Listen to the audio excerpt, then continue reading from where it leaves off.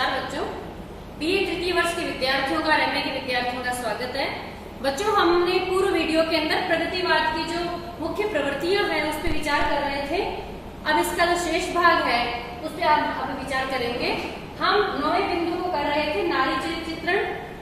प्रगतिवाद के अंदर स्त्री को बिल्कुल एक अलग खांचे में देखा गया है।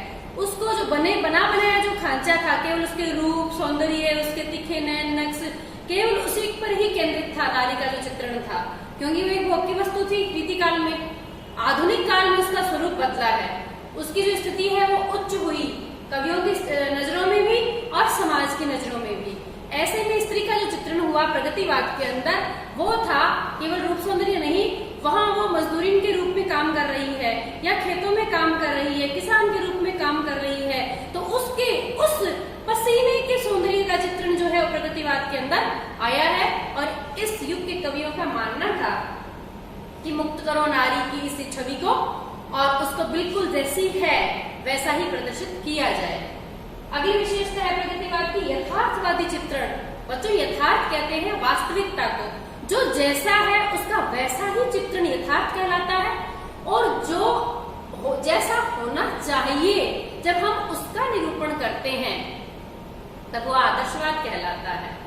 जैसे प्रेमचंद की कहानियां यथार्थवादी होते हुए भी आदर्श की तरफ उन्मुख होती है, ऐसे ही जो मैथिली शरणगुप्त चित्रण करते हैं उसमें आदर्शवाद है। लेकिन बच्चों, प्रगतिवाद के अंदर जो है वो बिल्कुल नग्न यथार्थवाद का चित्रण इनकी कविताओं में हुआ है।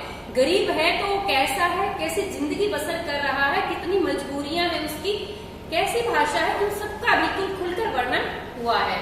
जो शोषक है उनका भी बिल्कुल यथार्थ चित्रण इसमें किया गया है। मानवतावादी दृष्टिकोण, जो कि प्रगतिवाद जो है वो मजदूरों के हक को लेकर चला है, इसलिए उसके अंदर मानवीय भावना है। वो मानवता को जो है जिंदा देखना चाहता है। वो चाहता है कि एक मनुष्य को जो श्रम करता है उसको कपड़ा मिले, रोटी मिले, उसको एक छत मिले, उसको अपने हक मिले और उसको सही जिंदगी जीने का एक तरीका जो है वो सब हर इंसान को बराबर रूप से, समान रूप से प्राप्त होना चाहिए। तो इस युग के कवियों का जो दृष्टिकोण है वो मानवतावादी है और बोलचाल की भाषा का प्रयोग है। मतलब इन्होंने कोई बनावटी भाषा का प्रयोग नहीं किया, इन्होंने किसी प्रकार की साहित्यिक हिंदी का प्रयोग करने की कोशिश नहीं की। जैसी भाषा स्वतः ही आ रही है, स्वभावतः है, उस भाषा का प्रयोग किया है। जैसे निराला ने लिखी है कुकुरमुत्ता। बच्चों, जहाँ गंदगी का स्थान होता है, बारिश के बाद में अपूर्णी जिसको बोलते हैं, कचरा होता है, उस ढेरी के ऊपर आपने देखा होगा खुम्बी उग जाती है सफेद रंग की, छतरी नुमा। कई हम लोग स्थानीय भाषा में सांप की बाबी बोल देते हैं उसको। वो जो खुम्बी होती है वो चूंकि उस कचरे से उत्पन्न होता है, उसको कुकुरमुत्ता बोलते हैं। मतलब जहाँ कुत्तों ने पेशाब किया है वो है कुकुरमुत्ता। निराला ने पूरी कविता कुकुरमुत्ता पे रची है। जो उसके अंदर वो खुम्बी अपने आप उगी है वो उस आम व्यक्ति का प्रतीक है जो स्वयं अपने आप उत्पन्न हुआ है और अपना संघर्ष स्वयं किया है। उसको किसी ने बनाया नहीं है, समाज ने उसको कोई सहयोग नहीं किया है, परिवार ने उसको कोई सहयोग नहीं किया है, और वो स्वयं अपना संघर्ष अपने आप करता है। आप इस कविता की भाषा देखिए कितनी बोलचाल की है।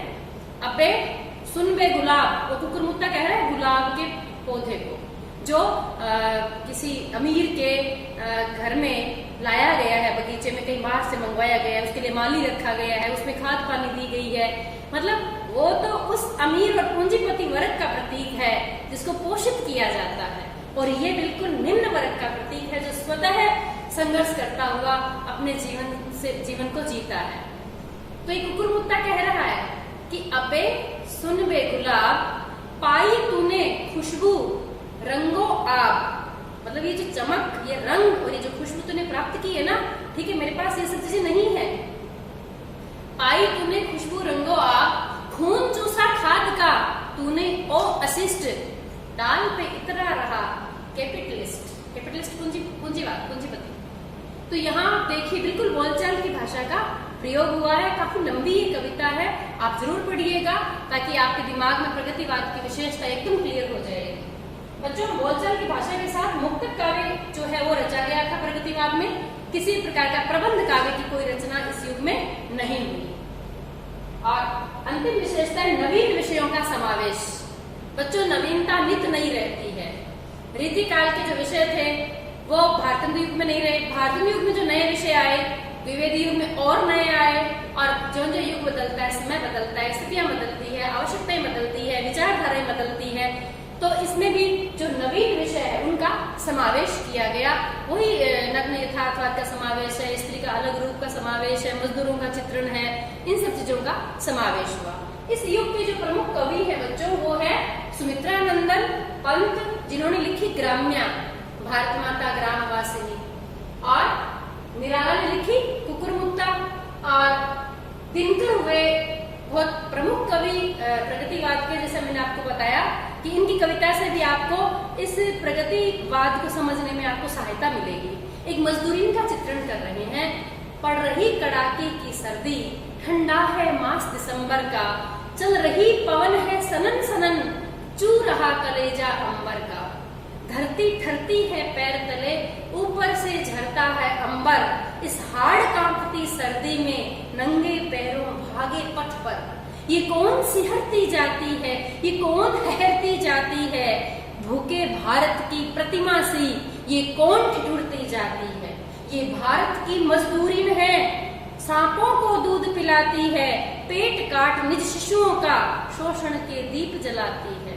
अब यहाँ क्या कहा गया है, मजदूर कैसी भी सर्दी गर्मी वर्षा उसके अंदर, अभावों के अंदर, कपड़े नहीं है पूरे, भयंकर ठंड है दिसंबर की, और ऐसे में वो नंगे पैरों जा रही है काम पर, और वहां जो काम करके आएगी 100 रुपए का काम करके आएगी और मालिक 10 रुपए देगा, वो 90 रुपए पूंजीपति के पास रहेगा। तो ऐसे में क्या हुआ, शोषण का दीपक हमेशा प्रज्वलित रहेगा। तो बच्चों ये प्रगतिवाद की जो मार्मिकता है ये इन कवियों के कविताओं में आप देख सकते हैं। और नागार्जुन ने लिखा, नागार्जुन ने जो चित्रण किया है बिल्कुल सरकारी स्कूल का चित्रण किया है, जिसके अंदर लकड़ी के शहतीर लगे हुए जिनको घुन खा गया है, और मास्टर आते ही बच्चों को गदागद पीट रहा है। मतलब आदर्शवाद नहीं, प्योर यथार्थवाद का वर्णन हुआ है। नागार्जुन हुए इस युग में, रांगई राघव ने कविताएं लिखी प्रगतिवादी, मुक्तिबोध ने लिखी, त्रिलोचन ने लिखी, रामविलास शर्मा है प्रगतिवादी कवि, और धूमिल, बच्चों धूमिल की आप कविता पढ़िएगा, मोचीराम संसद से सड़क तक। अब उसके अंदर भी मोची जो जूते गांठने का काम करता है, जूते में सिलाई का काम करता है, कैसा एक वो भी एक मजदूर है, और किस प्रकार से समाज के लोग उसको किस दृष्टि से देखते हैं, कैसे उससे काम करवाते हैं, और जब नामा देने की बात आती है उसका, तब वो बिल्कुल से नट जाते हैं कि तुम तो लूट रहे हो। आप देखिए कैसा सजीव वर्णन है इन कवियों की कविताओं का। ये है हमारा प्रगतिवाद, जो पूर्णतया मार्क्सवादी विचारधारा पर आधारित है, जिसमें दो ही वर्ग माने, शोषक और शोषित। मजदूरों का बड़ा यथार्थ इसके अंदर चित्रण है, और उनके प्रति सहानुभूति का भाव है, पूंजीपतियों के प्रति आक्रोश का भाव है। आज इतना ही, धन्यवाद।